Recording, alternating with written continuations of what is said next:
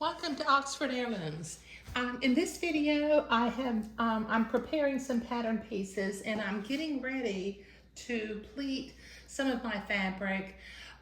What I have over here is I have two neck plackets, two neck bands cut on bias. I've got a pattern piece which is 8.5 inches long for the sleeve cuff.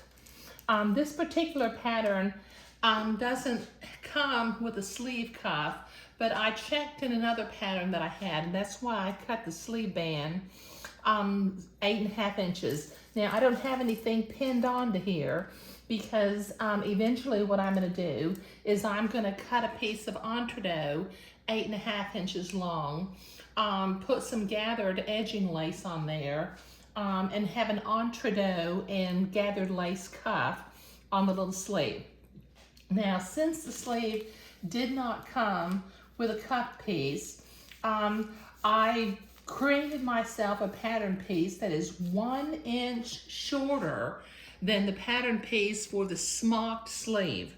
If I just simply cut out the pattern piece for the sleeve would come down nearly to the child's elbow, and that's not what I wanted to have happen.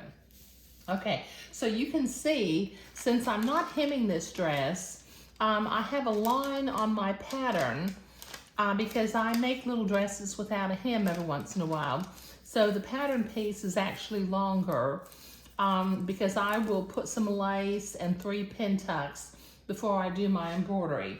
I've marked over here for the back placket, and then I have my front piece over here, which once again, it's shorter than the pattern piece, but it's the right length for an unhemmed dress. Now, what I have gone ahead and done at the center front, I have marked the middle of the fabric because once I sew this together with the back, the sleeves, and the front, and I pleat it, I just don't want to count all those pleats and figure out where the middle of the dress is. So I marked that ahead of time. I've got my pleater right here. And then I apologize, but I got a little ahead of myself on making the bonnet, and I have done some of the sewing ahead of time. Now, what I did was I cut out 2 pieces of fabric that are 9 inches wide by about 54 inches in length. Now, I know that when I make a bonnet for a newborn, I cut my fabric 7.5 or maybe 8 inches, either 7.5 or 8 inches. I'd have to look at my pattern, but only 45 inches wide. So since a 12-month-old has a little bit bigger head, I have added some length to the pattern, and I've added 1 inch of width to it too. So I already have my lace attached to there, and I've got my casing for the back sewn on. And as a matter of fact, I already have one rolled up on my dowel to go through the pleater in a little bit. Now, I will be pleating, when I pleat, I will pleat 6 rows on the bonnet. I'll actually be smocking 4, but sometimes I like to have 2, I guess a holding row on either end, because since I have to smock right up to the edge and it's not going to be a point like in a bishop dress or points, having the extra pleating row kind of helps me out there. Okay, so in this video, like I said, I'm just kind of going over my pattern pieces. And once again, some things that I did was I used the standard pattern piece from Bishops and Bonnets, but I cut 1 inch off of the bottom of the sleeve so that I could make it a cap sleeve.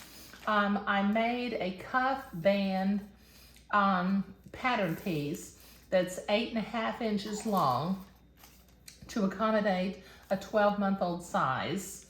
Normally for newborns, I do a 7-inch cuff, but for a 12-inch, For a 12-month, I'm doing 8.5. And the other thing that I did was, since I'm not hemming these dresses, I'm gonna be putting ecru lace along the bottom with some pin tucks and then some little embroidered flowers. I did not cut the dress as long as the pattern piece. But that's what we got going on today. So I'm getting ready to pleat my bonnets in a little bit. I still need to sew the dresses together before I can pleat them. But in the next video, I will be pleating all of my fabric. I've got an email from somebody asking me to be real specific about how to pleat fabric. So when I pleat my fabric using my pleater, excuse me, I will kind of go over how I did that. And also, as I do the tiny little seams on the bishop, I'll show you how I sew those too. Okay, thank you.